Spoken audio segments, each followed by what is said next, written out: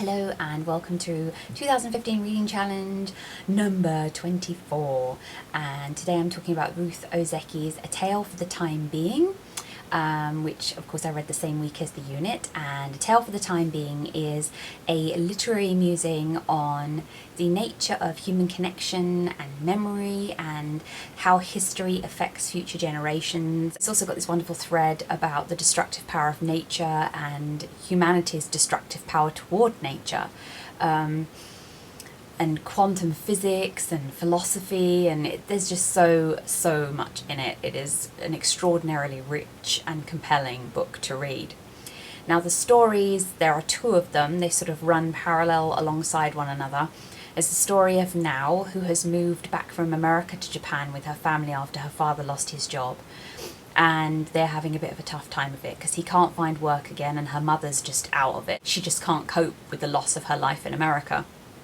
And Now's not coping either. She's getting really badly bullied at school, and this reaches a peak, and she is eventually sent away to stay for the summer with her grandma Jiko, who is a Buddhist nun. Jiko is an ex-feminist who became a nun after her son died in the Second World War. He was a suicide bomber.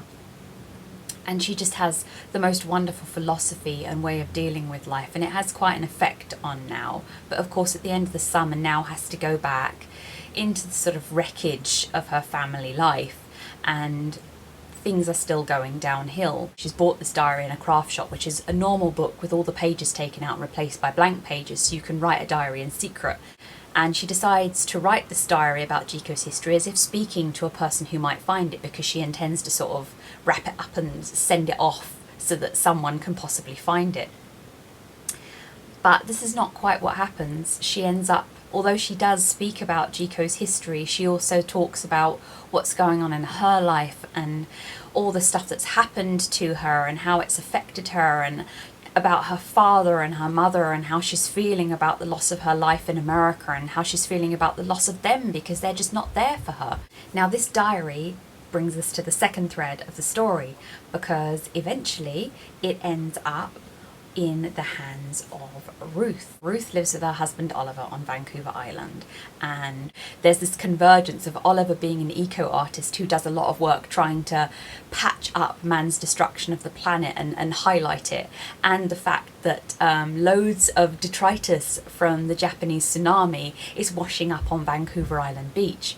And this of course is where the diary comes in. Ruth finds a plastic bag on the beach, and inside the plastic bag is a box, and in the box is the diary and a load of letters. And this diary is Now's diary, and through this diary Ruth begins to connect with Now, even though she sort of seems to forget that the diary will have been written several years ago, before the tsunami, and that Now might not be in this situation anymore, or might not be around, because part of the sort of thread running through Now's diary is the fact that her father has attempted suicide several times since coming back to Japan, and Now herself is feeling suicidal, and of course the differences between Western ideas of suicide and Japanese ideas of suicide, which, you know, makes no difference to Ruth in her concerns. There's another connection between Ruth and Now in that Now is attempting to write the history of her grandmother Jiko, and Ruth is attempting to write a memoir about her mother who passed away from dementia,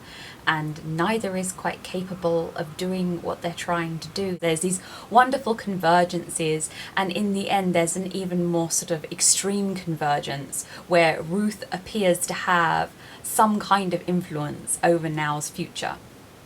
And I won't give away how that happens, but it is logically built toward in the book, even though it's quite a sort of suspension of disbelief moment. This is such a beautiful novel with so much in it. History and philosophy and all kinds of insights about the human condition and human relationships. It left me with the same feeling of quietude as Emily St. John Mandel's Station 11, you know, where you've just read something absolutely beautifully expressed. So yes, highly recommend it. Next week I'm going to be reviewing The Silence by Tim Levin, which is a horror novel, so I hope you'll join me for that, and thank you for watching today.